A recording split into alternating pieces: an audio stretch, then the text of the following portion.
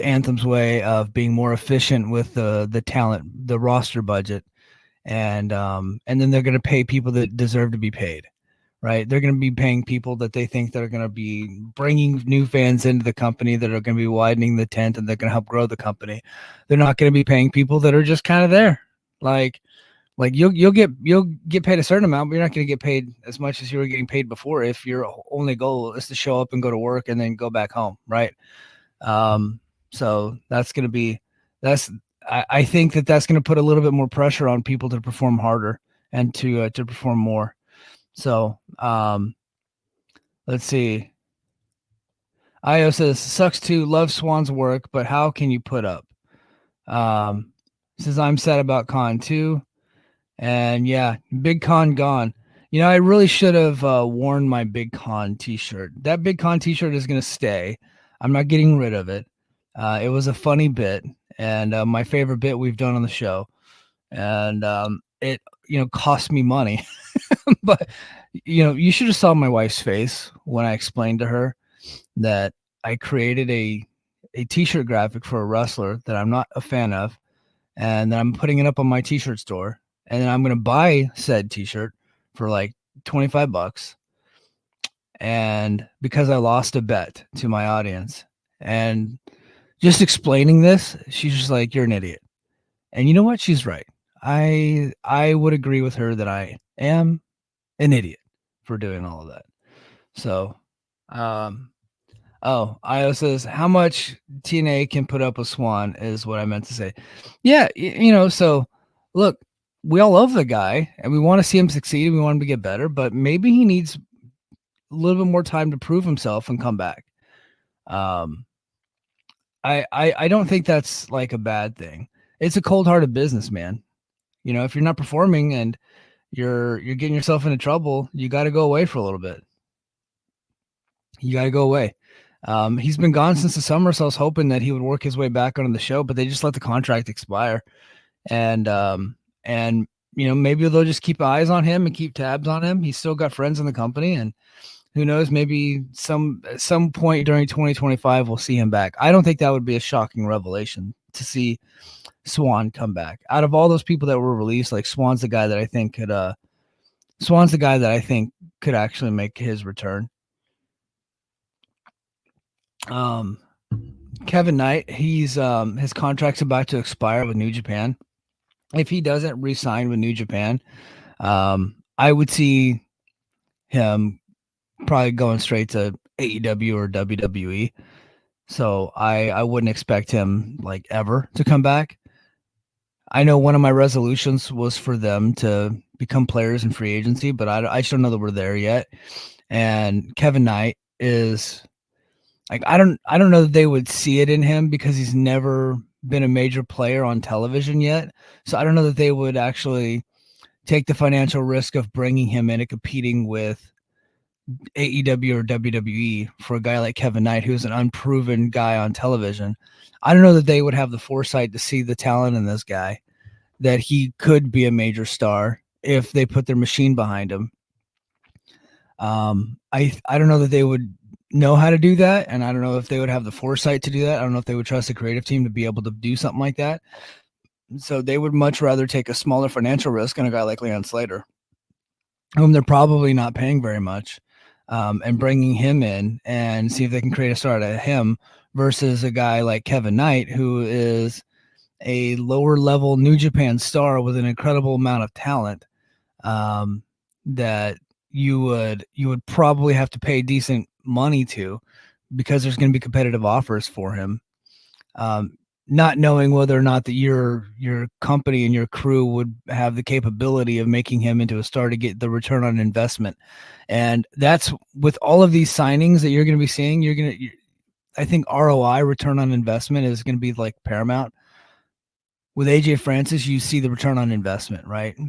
He was at the Cheez-It Bowl wearing a TNA hat and a Chris Bay t-shirt, right? He was celebrating with the Cheez-It Bowl MVP afterwards in a big stadium and on I think it was on, I can't remember if it was on ABC or Fox, but like major network television.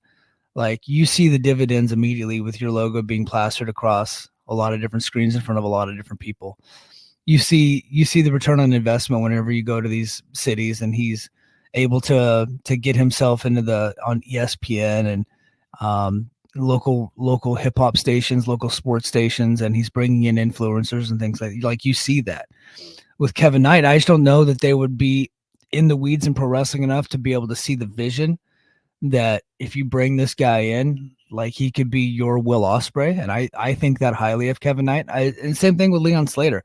When I see Leon Slater, I think Will Ospreay. Right. I was like, okay, we got a very young green Will Ospreay in our hands. I see something similar in Kevin Knight. Kevin Knight's a little bit older. He's more polished than Leon is. I see something similar in him. So like that's in my head, those are the people they should be spending money on, not your Baron Corbins, right? Like I think they should stay away from guys like that. Because you're going to overspend, and he's and who knows where his motivations at, who knows what he where he wants to be. He seems like another guy that wants to be a rental somewhere to go back to WWE because that's home, right? So that's why I'm like I would much rather, take a risk on a guy like a Kevin Knight versus a Baron Corbin. I'd much rather take a risk on a guy like Bad Dude Tito than a Baron Corbin. But I don't know that they're going to do that. I don't know what their game plan is going forward, but it looks like they're going to try to make sure that they get a return on investment for a lot of their people. And they're not just going to sign people because their head booker was their coach and their trainer, right? Which is what we saw a lot of last year. BQ said on his podcast yesterday, I'm going to try my best not to trash D'Amore in 2025 because I think that like the D'Amore era is over, and I think we've seen most of the final contracts that he had on the books. So everything good and bad and indifferent going forward is going to be Ariel Schneer, who is essentially the Triple H of this company. He's the chief content officer. Everything that you see on television goes through him. He has a boss, and his boss is Carlos Silva. Carlos Silva is over all of Anthem Sports. He is the de facto TNA president, but the guy that's in charge of TNA, the face of TNA right now, the head man in charge is Ariel.